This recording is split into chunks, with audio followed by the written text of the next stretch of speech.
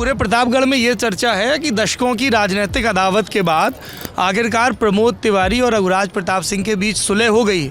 लोगों ने कहा प्रमोद तिवारी के इलाके में तो उन्हीं की चलेगी। अगर भारतीय जनता पार्टी को जड़ से उखाड़ के नहीं फेंका गया तो ये देश बर्बाद हो जाएगा। यहाँ आने से पहले आपके प्रतिद्वंदी से मिले, उनके ऊपर कभी 200 रुपए छीनने का फर्जी मुकदमा, कभी तख्त चुराने का। बोले मेरा तो कद इतना छोटा है, बताइए मैं तख्त उठा के भाग भी सकता हूँ क्या? वो अपने आप को पहचान गए, यही बहुत बड़ी बात है। प्रमोद तिवारी अपना दुर्ग बचाने के लिए कांग्रेस को दांव पे लगाते रहे। इस बार भी जब उन्हें लगा कि बिटिया मोना का चुनाव फंसा है तो अखिलेश यादव के पास मदद मांगने गए और बाबागंज और कुंडा, आपकी विधानसभा से लगती दो विधानसभाएं जहां रघुराज प्रताप सिंह का असर है, उनसे भी मदद मांग ली। रामपुर खास कभी किसी के सामने ना झुका है और ना हम किसी के सामने झुके। नमस्ते, मेरा नाम सौरभ द्विवेदी है। आप लल्लन टॉप की चुनावी यात्रा देख रहे हैं जो फिलवक्त उत्तर प्रदेश के प्रतापगढ़ जिले में है। रामपुर खास विधानसभा। क्या खास इस विधानसभा में? 1980 से लेकर अब तक कभी भी कांग्रेस पार्टी इस विधानसभा से नहीं हारी है। राजनीतिक पर्यवेक्षक कहते हैं कि ये कांग्रेस का वो दुर्ग है, वो फोर्ट है जो अब तक विपक्षी नहीं भेद पाए। कांग्रेस रायबरेली भी हारी, कांग्रेस अमेठी भी हारी, पर रामपुर खास बचा रहा। प्रमोद तिवारी कांग्रेस के कद्दावर नेता, पूर्व विधायक, पूर्व मंत्री, पूर्व राज्यसभा सदस्य, 1980 से 2012 तक लगातार चुनाव जीते। फिर जब वो राज्यसभा में चले गए, उन्होंने इस्तीफा दिया तो उनकी बेटी आराधना मिश्रा उर्फ मोना यहाँ से विधायकी जीती और 17 में भी जीती और अब 2022 में फिर से मैदान में है। कांग्रेस विधायक दल की नेता हैं। यदि आपने कांग्रेस के पैम्फलेट देखे होंगे तो आपको प्रियंका गांधी के बगल में अक्सर नमूदार दिखी होंगी। पहला सवाल मेरा ये है कि हम यहाँ आने से पहले आपके प्रतिद्वंदी से मिले, नगेश प्रताप सिंह और छोटे सरकार। उन्होंने कहा कि शुरू में प्रमोद तिवारी अपने व्यवहार से चुनाव जीते होंगे, बाद के चुनाव तो दबंगई और गुंडई से जीतते रहे, पोलिंग भी नहीं होने देते थे कई जगह पे। बड़ा हास्यास्पद है ये, क्योंकि सन 89 के बाद से उत्तर प्रदेश में कांग्रेस की सरकार तो रही नहीं। भाजपा की सरकार रही, सपा की सरकार रही, बसपा की सरकार रही। तो अगर दबंगई से जीतते होते तो सरकारें क्या कर रही थी? और दूसरी बात, 2012 के बाद 14 में बाई इलेक्शन जीती, 17 में भारतीय जनता पार्टी की सरकार बनी। तो लगातार भारतीय जनता पार्टी की सरकार हो, कोई भी सरकार हो, यहाँ के लोगों ने मेरे पिता को 42 वर्षों में वो जो उनका एक परिवार की तरह उनको प्यार दिया, उनको आशीर्वाद दिया, उनका साथ दिया, और वही प्यार और आशीर्वाद मुझे भी मिलता है। अगर किसी को पोलिंग पे वोट नहीं मिल रहा है तो इसका मतलब बूथ कैप्चरिंग तो नहीं है। ये जनता अपने आप चुनती है कि किसको वोट देना है, तो वोट देती है कांग्रेस को, प्रमोद तिवारी जी को और मुझे। आलोचक ये भी कहते हैं कि प्रमोद तिवारी अपना दुर्ग बचाने के लिए कांग्रेस को दांव पे लगाते रहे और इसके लिए उन्होंने तमाम पार्टियों में अपने संबंधों का इस्तेमाल किया। इस बार भी जब उन्हें लगा कि बिटिया मोना का चुनाव फंसा है तो अखिलेश यादव के पास मदद मांगने गए और इसीलिए सपा ने यहाँ से कैंडिडेट नहीं दिया और बाबागंज और कुंडा, आपकी विधानसभा से लगती दो विधानसभाएं जहाँ रघुराज प्रताप सिंह का असर है, उनसे भी मदद मांग ली। नहीं, ये पूरी तरह से ये आरोप गलत है। मेरे पिता ने कांग्रेस पार्टी 42 वर्षों में बहुत उनको प्रलोभन दिए गए, उन पे दबाव डाले गए। उन्होंने कांग्रेस पार्टी का तिरंगा झंडा कभी नहीं छोड़ा और मैं ये विश्वास दिलाती हूँ कि मैं और मेरे पिता जब तक राजनीति में जीवित रहेंगे कांग्रेस पार्टी में ही रहेंगे, ये तय है। उन्होंने पूरा संघर्ष किया है पार्टी के लिए, जहां पार्टी को आवश्यकता हुई, जहां उनको जिम्मेदारी दी गई, उन्होंने पूरी ईमानदारी से अपनी जिम्मेदारी को निभाया। जहां तक मौजूदा समय में 2022 में रामपुर खास से समाजवादी कैंडिडेट नहीं खड़ा हुआ तो सीधी सी गणित है, इसमें कोई बहुत दिमाग लगाने की आवश्यकता नहीं कि हमने भी 2 सीटें सपा के लिए छोड़ी, करहल में छोड़ी और यशवंत नगर छोड़ी। तो उन्होंने, क्योंकि मैं दल की नेता हूँ, तो उन्होंने मेरी 1 सीट छोड़ दी। इसमें कोई बड़ी विशेष चीज़ तो है नहीं। प्रमोद जी ने अजय लल्लू की सीट के लिए पैरवी नहीं की अखिलेश जी से? मैंने भी पैरवी नहीं करी जी। ये निराधार है बात कि मैंने अखिलेश जी के पास गए और उनसे मांगा। मैं उनका आभार ज़रूर व्यक्त करती हूँ, पर ये उन्होंने रेसिप्रोकेट किया। एक लीडर ऑफ द हाउस होने के नाते उनका रेसिप्रोकेट था तो उन्होंने कर दिया। और रघुराज प्रताप सिंह के साथ गठजोड़? नहीं, गठजोड़ कोई नहीं है हमारी। उन्होंने पिछली बार भी मेरे पिछले चुनाव में भी 2014 में भी मेरे खिलाफ कैंडिडेट नहीं उतारा था, 2017 में भी नहीं उतारा था कैंडिडेट, आज भी कैंडिडेट नहीं है। तो ये तो एक उनका भी मैं आभार व्यक्त करती हूँ। तो व्यवहारिकता है कि उनको लगता है कि एक अच्छे लोग राजनीति में आने चाहिए, इसलिए उन्होंने सबका सहयोग रहता है। मेरे ख्याल से इसमें कोई विशेष चीज़ तो नहीं है। पर पूरे प्रतापगढ़ में ये चर्चा है कि दशकों की राजनीतिक अदावत के बाद आखिरकार प्रमोद तिवारी और रघुराज प्रताप सिंह के बीच सुलह हो गई। जिला पंचायत चुनाव के जो अध्यक्षी के चुनाव थे, उसके नतीजों ने भी इस बात की तस्दीक की। देखिए, इसके पहले भी जो जिला पंचायत का अध्यक्ष बना था वो गैर भाजपा अध्यक्ष था और रघुराज प्रताप सिंह जी का ही अध्यक्ष था, और उसमें भी हमने समर्थन किया था। हमारी लड़ाई किससे है? हमें अपना दुश्मन तय करना कौन है। आज भारतीय जनता पार्टी केवल से संघर्ष मैं नहीं कर रही हूँ, ये पूरा देश कर रहा है। अगर भारतीय जनता पार्टी को जड़ से उखाड़ के नहीं फेंका गया तो ये देश बर्बाद हो जाएगा। तो हमारी लड़ाई भारतीय जनता पार्टी से है और हम उससे लड़ते रहेंगे, और हमारी इस लड़ाई में जो भी हमारे साथ आना चाहता है उसका स्वागत है। 2017 में जब आप इस लड़ाई के लिए उतरी थी विधानसभा में, तब आप लोगों का नारा था यूपी के 2 लड़के, यूपी को ये साथ पसंद है। पर आप ही दोनों लोगों को साथ पसंद नहीं आया, सपा और कांग्रेस को। इस बार फिर से गठजोड़ की कोशिशें हुई थी, ये खबर आई, पर आप लोग सीटें ज़्यादा मान रहे थे, इसलिए अखिलेश राजी नहीं हुए। सत्य है ये? नहीं, देखिए 2017 में हमारा एक राजनीतिक अलायंस हुआ था समाजवादी पार्टी से, और चुनाव लड़ा हम लोगों ने साथ में। पर लोकतंत्र है ये, अगर जनता ने एक्सेप्ट नहीं किया, उन्होंने अपना जनादेश दिया, उसको भी हमने स्वीकार किया। लंबे समय के बाद, लगभग 30 वर्षों के बाद, कांग्रेस पार्टी सभी सीटों पे चुनाव लड़ी, बहुत लंबे समय के बाद। तो ये हमारे लिए इस चुनाव की सबसे बड़ी सफलता भी यही है कि हमने किसी से अलायंस नहीं किया, हमने किसी को सीट का बंटवारा किसी के साथ नहीं किया। और ये बिल्कुल गलत आरोप है कि कांग्रेस पार्टी ने अलायंस के लिए प्रयास किया। हम लोगों ने शुरू में ये तय कर लिया था कि हम अपने मुद्दों पर, किसानों के, नौजवानों की बेरोजगारी के, और महिलाओं के आत्मनिर्भर होने के, और जो लॉ एंड ऑर्डर की सिचुएशन, इन मुद्दों पे हम चुनाव लड़ेंगे। और उन मुद्दों को लेकर हम चुनाव लड़े, जनता के बीच में गए हैं हम। जनता के बीच जब आप जा रही हैं तो एक सवाल ये भी पूछा जा रहा है आराधना जी, आपके 7 विधायक थे 2017 में, 2 सहारनपुर, 1 कानपुर, अमेठी, रायबरेली, प्रतापगढ़ और 1 अजय लल्लू। 4 चले गए, 3 बचे। तो वो कह रहे हैं कांग्रेस तो जो बचा कुचा घर था वही नहीं संभाल पाई, तो फिर सत्ता की दावेदारी कैसे? देखिए, मैं तो इतना ही कहूँगी कि जो लोग गए हैं, सबसे पहली बात तो उन्होंने जल्दबाजी की जाने में। वो शायद इस बात की, जो कांग्रेस की जो ज़मीन पुख्ता हो रही है, मजबूत हो रही है, उसको वो समझ नहीं पाए। वो प्रियंका जी के नेतृत्व को नहीं समझ पाए, वो कांग्रेस के एजेंडे को नहीं समझ पाए, और उन्होंने जल्दबाजी की।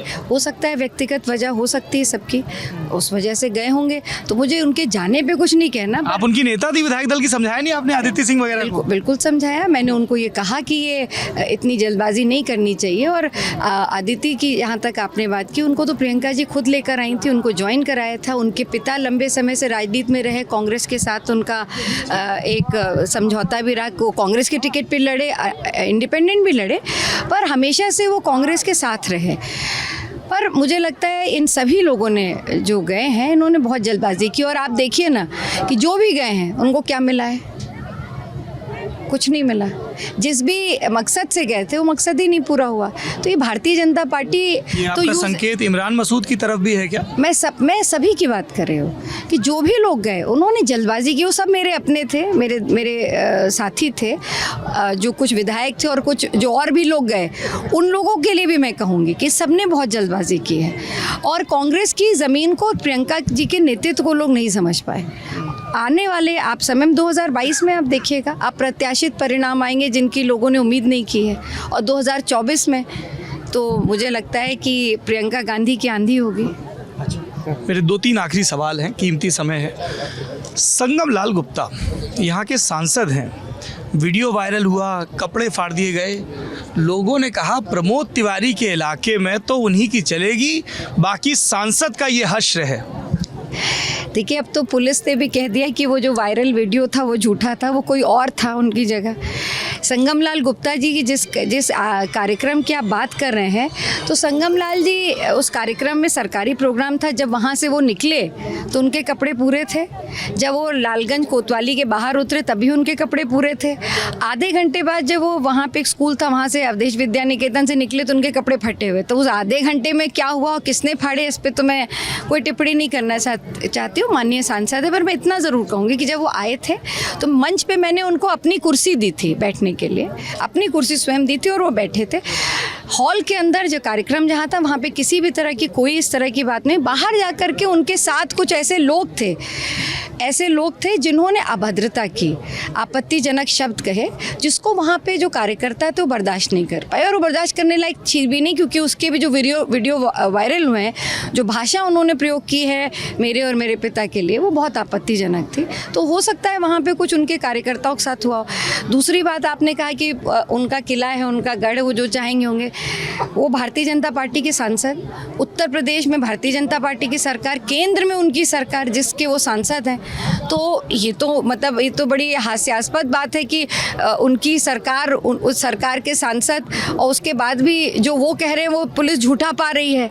और मेरे ऊपर और मेरे पिता पे 6 मुकदमे लगाए जा रहे हैं। आईपीसी सीआरपीसी की कोई धारा ऐसी नहीं बची जैसे मुकदमे नहीं लिखाए गए। तो मैंने तो रामपुर खास की जनता की अदालत में मुकदमा पेश किया है। ये जनता तय करेगी कि उन्हें क्या करना है, क्या निर्णय होगा। सेकंड लास्ट सवाल, आपने मुकदमों का जिक्र किया, तो जो आपके प्रतिद्वंदी हैं वो यही बोले कि प्रमोद तिवारी जी के कहने पे 2014 से 2017 के बीच उनके ऊपर कभी 200 रुपये छीनने का फर्जी मुकदमा, कभी तख्त चुराने का। बोले मेरा तो कद इतना छोटा है, बताइए मैं तख्त उठा के भाग भी सकता हूँ क्या 10 मीटर? वो अपने आप को पहचान गए, यही बहुत बड़ी बात है। कम से कम जो उनको मालूम है कि उनको वो क्या है और क्या नहीं है। वो अपनी कद पे मैं किसी की पर्सनल टिप्पणी नहीं करना चाहती, पर वो पहचान गए कि 200 रुपये छीनने का मुकदमा उन पे लिखा गया। वो इतने छोटे हैं कि वो तख्त उठा के नहीं भाग सकते। तो बड़ी अच्छी बात है, देर से आए दुरुस्त है, वो पहचान गए अपने आप को। दूसरी बात, किसी के ऊपर भी अब मैं अगर आप चाहें तो 2 नाम तो मैं आपको बता सकती हूँ। एक धर्मेंद्र पटेल है, बीडीसी है, उसको इतना मारा पैसे के विवाद को लेकर के। उसकी एक छोटी सी दुकान है, इतना मारा कि वो चलने फिरने काबिल नहीं था। उसका इलाज हम लोगों ने कराया, वो आया, उसका मुकदमा नहीं दर्ज होने दे रहे थे, खैर उसका FIR कराई। एक पासी परिवार का एक बच्चा है जिसने उनके यहाँ इलेक्ट्रीशियन का काम करता था, बिजली का काम किया। उसने 1250 रुपये अपनी दिहाड़ी मांगी उनसे, और उसके बाद दिहाड़ी उन्होंने देने से मना कर दिया। और जब उसने उसको गाली गलौज की, जब उसने आपत्ति की, तो उसको इस बुरी तरह मारा कि उसका इलाज अभी भी इलाहाबाद मेडिकल कॉलेज में चल रहा है। तो ये तो कहना गलत होगा कि हम लिखाते हैं मुकदमे। उनके जो कर्म हैं वो उनके साथ चलते हैं, और मेरे ऊपर तो मुकदमे। अच्छा, दूसरी बात, वो मेरे खिलाफ 3 चुनाव लड़ चुके हैं। भारतीय जनता पार्टी की सरकार है, वो भारतीय जनता पार्टी के उम्मीदवार हैं, तो सरकार तो उनकी है। मेरे कहने पर पुलिस लिखे मुकदमा, ये तो संभव नहीं है। मेरे ऊपर 6 मुकदमे लिखे गए, मेरे पिता पे लिखे गए, जिनके 42 साल के राजनीतिक जीवन में कभी उन पे कभी कोई आरोप नहीं लगा, मुझ पे कभी नहीं आरोप लगा। तो उसके बाद भी अगर ये मुकदमे लिखे गए, उन्होंने लिखा है, सांसद जी ने, और ये जिनका नाम आप ले रहे हैं जो छोटे से हैं, उनका वो भी इसमें मारपीट में शामिल थे। तो ये मुकदमा लिखा गया वहाँ पर। उन्हीं की पुलिस ने जब इस पूरे मामले की जांच की, तो ये उन्होंने कोर्ट में ये लिख करके दिया कि ये जितने भी धाराएं लगाई गई हैं या जितने भी आरोप हैं, वो निराधार इसलिए हैं क्योंकि हम दोनों लोग उसमें शामिल नहीं थे। और आपको मालूम है, लगभग 500 लोगों पे मुकदमा लिखा गया है, केवल मैं और मेरे पिता पे नहीं, 500 नौजवानों पे मुकदमा लिखा गया, जिसमें प्रधान हैं, बीडीसी हैं, प्रमुख हैं, जिला पंचायत सदस्य हैं, सामान्य लोग हैं, उनके ऊपर मुकदमा लिखा गया। तो मैं ये मानती हूँ कि ये एक पुरानी टैक्टिक है भारतीय जनता पार्टी की। जैसे केंद्र में जब कोई बड़ा नेता होता है तो ED, CBI और ये सब करते हैं, यहाँ पर उन्होंने पूरी पुलिस फोर्स लगा दी कि किस तरह से इस मामले में प्रताड़ित किया जाए। पर रामपुर खास कभी किसी के सामने ना झुका है और ना हम किसी के सामने झुकेंगे। आखिरी सवाल, वो क्या है प्रमोद तिवारी फॉर्मूला जो बाकी 402 विधानसभाओं में कांग्रेस भूल गई है, रामपुर खास में एप्लीकेबल रहा, इसलिए यहाँ पर कांग्रेस जीतती रही। ऐसी क्या खासियत है कांग्रेस के लिए, क्या लर्निंग है इस कॉन्स्टिट्यूंसी से जो वो बाकी जगह रेप्लिकेट कर सकती है? क्योंकि बाकी जगह कांग्रेस लगातार हारी, थोड़ा बहुत कभी कभार रिवाइवल दिखा, जैसे 2009 के चुनाव में 20 के ऊपर सांसदी गई, लोगों ने कहा मनरेगा का मैंडेट है आदि इत्यादि। पर विधानसभा चुनाव में भट्टा परसौल वाले आंदोलन के बाद भी 28 पे ठिठकी रही, उसके पहले 22, 28 के बाद 7। तो ये क्या है मैजिक जो बाकी जगह नहीं है? देखिए 42 साल से हम ये रामपुर खास हमारे लिए कोई क्षेत्र नहीं है, ये हमारा घर है और यहाँ के जो लोग हैं मतदाता नहीं, मेरा परिवार है। यही मेरे पिता ने माना और यही विरासत में भी मुझे दिया। दो चीज़ें जो आपने मैं कहूँगी कि ज़रूरी रही कि एक तो रामपुर खास का सतत विकास, सरकार कोई भी हो, हम रामपुर खास में कभी भी 24 घंटे के लिए विकास नहीं रुका। आप सड़कें देख लीजिए, पुल देख लीजिए, अस्पताल देख लीजिए, ट्रॉमा सेंटर, स्कूल, हर चीज़ की जो भी योजनाएं सरकार की हैं वो हमने प्रयास किया कि हम अपने लोगों के बीच में लेके आए, जनता के बीच में लेके आए और उनको उसका लाभ मिले। दूसरा, गुंडागर्दी नहीं होने दी कभी रामपुर खास में। अमन चैन का जो आज माहौल है, गरीब आदमी सर उठा के चल रहा है, तो ये मेरे पिता ने लंबा संघर्ष किया गुंडागर्दी के खिलाफ। तो ये दो बड़ी चीज़ें थी। और तीसरा, जो संगठन रहा हमारा, हर बूथ पे जो हमारा कार्यकर्ता है वो लगभग एक बूथ, किसी बूथ पे भी 20 से 25 कार्यकर्ता से कम नहीं है हमारे पास। वो कार्यकर्ता प्रमोद तिवारी बन करके चुनाव लड़ता आया है। ये बाकी जगह क्यों नहीं हो पाया प्रदेश में? अब की बार हमने इसी चीज़ को प्रयास किया है। मैं ये नहीं कहूँगी कि हमारा फॉर्मूला है, बट हाँ हमने प्रयास किया कि हर बूथ पे कम से कम 10 कार्यकर्ता, अगर आपने देखा हो जो संगठन बनाए कांग्रेस का, उसमें हमने यही प्रयास किया कि कम से कम 10 कार्यकर्ता हर बूथ पे हम डेवलप कर सके। तो इसी को हमने प्रोपोगेट किया। Let us see, we will yield the results soon. Congress को लेकर एक सवाल और पूछा गया रणनीति को लेकर कि यदि सपा सत्ता में आती है तो सबको पता है अखिलेश दावेदार हैं, योगी आदित्यनाथ के लिए भाजपा ने भी ऐसा ही कह दिया, बसपा के लिए मायावती जी के लिए भी कह दिया, कांग्रेस ने पत्ते नहीं खोले। कौन है सीएम फेस? प्रियंका गांधी, आराधना मिश्रा मोना, अजय सिंह लल्लू या कोई और? नहीं, देखिए कांग्रेस ने कभी भी, एक आध उदाहरण आप छोड़ दीजिए, तो कभी भी किसी भी स्टेट में हमने, खासकर यूपी में, हमने कभी सीएम फेस नहीं घोषित किया। चुनाव जब जीत के आते हैं विधायक, तो जो हमारे विधायक दल का नेता चुनते हैं और वही फेस होता है हमारा। कभी रणनीति नहीं रही हमारी, तो इस बार भी नहीं। यूपी में नहीं रही क्योंकि 17 में तो शीला जी को आगे किया गया, पंजाब में चन्नी जी को आगे किया। मैंने कहा कि कुछ उदाहरण यूपी के छोड़ दीजिए, अगर एक दो उदाहरण छोड़ दिए, तो कभी भी कांग्रेस ने, जब हम बहुमत में भी आए तब भी हमने कभी सीएम फेस नहीं दिया। ये कांग्रेस की पॉलिसी रही, हमने कभी सीएम फेस नहीं दिया और इस बार भी नहीं दिया। हम सब लोग प्रियंका गांधी के नेतृत्व में उत्तर प्रदेश का चुनाव लड़े। चलिए, आप सुन रहे थे आराधना मिश्रा मोना को, प्रतापगढ़ की रामपुर खास सीट से कांग्रेस की उम्मीदवार और फिलवक्त कांग्रेस विधायक दल की नेता। इनके विचारों के बारे में आपकी क्या राय है कमेंट बॉक्स में ज़रूर बताइए, क्योंकि लोकतंत्र में संवाद दो तरफा होना चाहिए। देखते रहिए लल्लन टॉप।